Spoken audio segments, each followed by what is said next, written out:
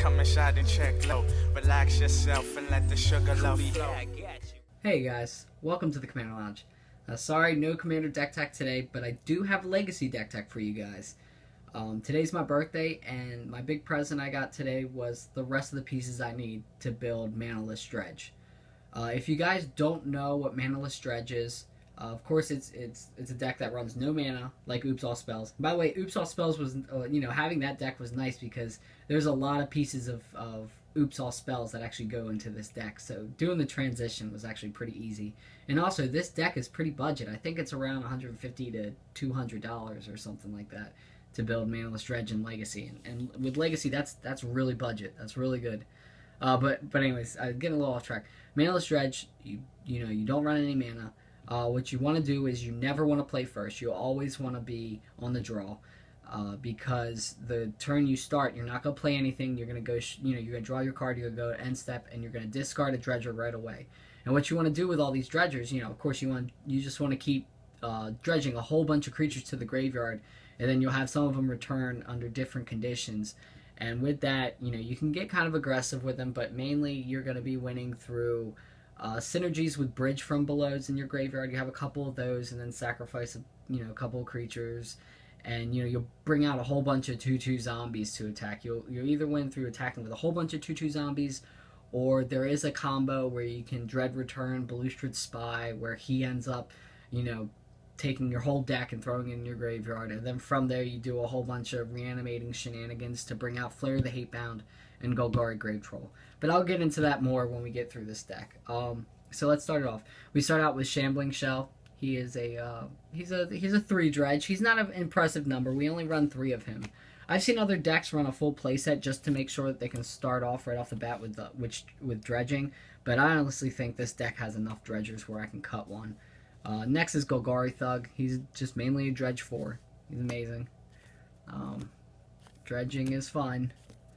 Stinkweed Imp. He is a dredge 5, so we run him because we want to throw as many cards as we can in the graveyard and needs help. Then our best dredger is Gogari Grave Troll. He's the dredge 6. Not only does he dredge a bunch for you, but he's also the way you can win the game if you're comboing out. And I'll get into that more later.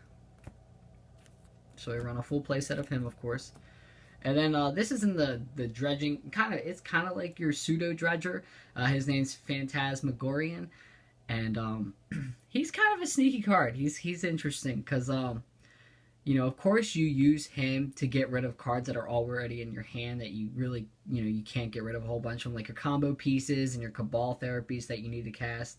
Because this deck literally has 2 different cards that you end up casting. Those are the only cards you'll ever cast in the game. The rest you're just doing crazy shenanigans and stuff. But anyways, this card is amazing because it dumps the combo pieces and the answer pieces that you have in your hand to kind of get the game going. And the coolest thing about him is that, at first when you discard 3 cards, when you activate this ability, when this ability is on the stack, you can actually do it again. So you can essentially dump your whole, pretty much your whole hand, just right there real quick. So you can just start going as fast as you can. So we run a full playset of Phantasmagoria because he's great. Next are the cards that give you multiple dredges, and Gitaxian Probe is one of them. So Gitaxian Probe's nice because it's a free cantrip, and the reason why we want that is because at the beginning of our upkeep, when we do our dredge, essentially we'll definitely get another dredger in the graveyard from that dredge probably, and then from that, right after that, you can get Gitaxian Probe and look at the other player's hand, which is nice, so you can get some information on what they're playing, which is very important, especially after for after sideboard. Even if you don't see much of their deck, this is important, so you can see exactly what they're playing, so you have an idea of their sideboard. But it does that, you basically get that turn, you get two dredges because of this card, because the draw is replaced with dredge instead. So we run a full playset of Gitaxian Probes. Next we have Street Wraith, and Street Wraith is probably one of my favorite cards. It's amazing. It's really good in this deck. It's better than Gitaxian Probe in this deck because it synergizes well with Icarid. It's definitely a target. Once it goes in the graveyard, Icarid's gonna want to target him to exile to bring him back, like that, and you can end up dredging at instant speed basically, and that's really important because like if you start out in the beginning, you discard your dredger, and then your the other person you're playing, when it's the opponent's turn, at the end of at their end step, you can actually start dredging right away, and in that doing, you're gonna end up dredging on their end turn, and then you're gonna dredge on your upkeep. And those two dredges, it's very important. Like you pretty much win when that happens because you just get out of hand with the amount of cards in your graveyard. So we run a full playset of him. Next are the cards that come back from the graveyard to play from random, different conditions are met. And this is Nether Shadow, and he's a weird card because it's nice when you dredge, you can pick the order of cards you want to go in the graveyard, because this is when you dredge, this is always going to be at the bottom of your dredge. Like your dredge 6, it's going to be the 6th card going into the graveyard. It's going to be the last card going. Well, it'll be the first card going in the graveyard. But the way this comes back, it's a 1/1 that essentially has haste and it can only come back from the graveyard to play if there are at least 3 creatures above them in the graveyard. That wording is so weird, but it works in this deck, and it's amazing. And I love the art of it, even though it's not a fantastic digital art. I just love the art. So we run full playset. Next is Icarid. He's a little easier to bring back from the graveyard. All you have to do with him is at the beginning of your upkeep, you have to exile a black creature in your graveyard, which you've got enough of those. It's all you're always going to be making that happen. And just make sure with Icarid to be careful. Make sure you set your abilities on the stacks right, because you always want to do Nether Shadow's ability first before Icarid's, just so you don't keep him from working. Because if you exile a black creature, but now there's only 2 above him, he's not going to come back though. So make sure you stack your abilities right. But he's a 3/1 haster. And the cool thing about him is that he's really good with Bridge from Below, because you don't have to have a way to sacrifice like a sack outlet to get Bridge from Below going, because he ends up sacking himself at the end of turn. So he's great. We run a full playset of Icarids. Next we have Amoeba. Probably the easiest way to get a creature back from the graveyard, and the only thing you have to do is basically dredge to get him back. You see him going into your graveyard from dredge. He ends up coming straight to the battlefield. He's a little flying 1/1, so he can get in some damage in the beginning if you get him out real early. But he's mainly he's great with comboing with Dread Return. So we run full playset of Amoebas. Now our first win condition is Bridge from Below. It's a great card. You want multiple. You want a whole bunch of them in your graveyard. You want all 4 of them in your graveyard, because if you have 4 of them and you sack 1 creature, that's 4 2/2 zombies. That's 8 power out there. That's really, really, really good. But yeah, he's this is a really great card, but you got to be careful, because don't attack your creatures into another creature just to kill off one of their creatures, because if one of their creatures dies, one of your opponent's creatures dies, and this is in your graveyard, it actually gets exiled from your graveyard. So, I've heard of people lightning bolting their own creatures just to keep this card in check. So it's a little fragile, but it's fun. It's fun to win from a bunch of zombies. So we run it. And it also fuels the combo at the end. Next, we have our kind of answers. And Cabal Therapy is probably one of the most skill-intensive cards out there, because you really have to know the person's deck to make it work right, And this deck, this card just gets stronger after the sideboard, because you kind of have more of a feeling what they're going to be, what answers are going to be running against you. But yeah, if you're about to combo out, and you're afraid of counterspell, you're going to end up naming Force Will or Daze or something like that. And then, if you're scared of, Graveyard Hate, or you're scared of getting board wiped, if you're scared of getting board wiped, name like Toxic Deluge if they're playing black. And then if you're afraid of, Containment Priest, you can name that and stuff like that. It's just, you really have to know a person's deck to make Cabal Therapy work well. But it's mainly in here also because it's a sack outlet to get, your bridges triggering and stuff. So it's a great card.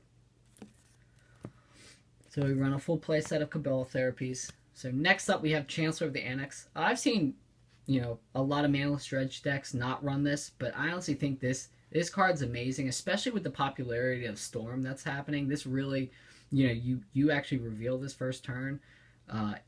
It kind of kind of messes up the math for Storm, and also it's not a bad reanimate target. So if you don't see yourself getting there with your little aggro creatures, you could actually, and you don't have your combo online yet in your graveyard, you can actually just dread return Chancellor of the Annex back, and it's actually pretty crazy how it messes up the math for just anybody in general when they have to pay an extra 1 for each of their spells. So I just think it's a great card. I think it's a great way to stall the first turn. You don't want to see have your opponent play first and then they just play a Deathrite Shaman on turn 1. That can be kind of backbreaking. But when you reveal this in the beginning, their Deathrite Shamans aren't going to be able to be cast until turn 2. So we run a full play set of her. And Dread Return, pretty much our first piece of our combo. And, what's great about Dread Return is that you don't need to cast it. You just sacrifice 3 creatures to basically cast it. And this is where the combo starts. Once again, you could get Chancellor of the Annex back. You can get other creatures back, other big creatures and stuff back if you want. But it's mainly Dread Returning is going to be when you're going for your combo. And that's with Balustrade Spy. And Balustrade Spy, when you reanimate that, you target yourself. You take your whole deck and throw it into your graveyard, and then you just your Amoeba's trigger, and then you sacrifice it to you sacrifice 3 more creatures to use your other Dread Return, and then you're going to want to get this guy back, Flare the Hatebound. If you guys don't know what he is, he's 6 mana for a 4/2. But the main thing is that when Flare the Hatebound or another creature enters the battlefield from the graveyard, that creature deals damage equal to its power to target creature or player. So what happens after that is that he comes in, he deals his 4 damage straight to the person's face, and then after that, you're gonna have a ton of 2/2 zombies and everything. And what you want to do with that is that you're gonna Dread Return a 3rd time to get back Gogari Grave Troll. When Gogari Grave Troll hits, he's gonna get, I think he gets like 30 some counters. He gets game winning counters basically. So he comes in as like a 30/30 or something like that, and then this triggers, dealing 30 damage to the face. So yeah, that's the way you combo win. But you can win with just a whole bunch of 2/2 zombies, or you can win that way, or you can win with I forgot to say, you can win with beating with Chancellor of the Annex if you need to. It's a cool reanimate target. But yeah, that's Manaless Dredge. If you guys need to see a link in the description. I'm going to have a link in the description below of the deck tech. So you guys can check that out. Sorry, I'm not talking right today. But yeah, oh yeah, and we got to get into the sideboard. So yeah, let's do the sideboard. Sickening Shoals.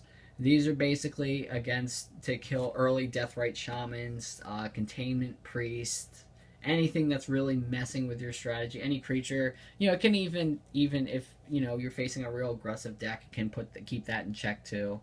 Which all I have to do is remove a black card with converted mana cost X from the game, rather than pay Sickening Shoals mana cost, and it gives -X to a creature. Run a full play set of him. And then we also run 2 contagions.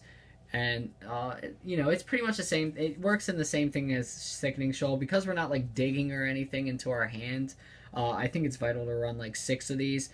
Because the biggest problem is probably, like, Containment Priest and, whatchamacallit, or really early Deathrite Shamans. Like, later on in the game, like, after, like, turn, like, 3, well, like, yeah, that's later in the game. Like, after turn, like, 3 or 4, like, Deathrite Shaman's not doing too much with how much we already have dredged out. But this is a good way to keep those cards in check, or anything else that's just messing, any other creature that's messing with our strategy. Next we have Mindbreak Trap. Mindbreak Trap is, of course, against Storm, because Storm is very popular right now. And, this card definitely says I don't really care about Storm. So yeah, we run 4 of them.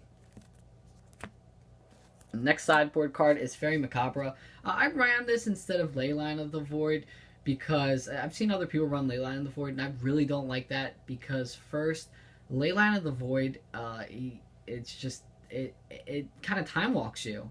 Like, yeah, if you're even against a graveyard strategy, You know, like Reanimator, they have like other ways around just the graveyard and stuff like that.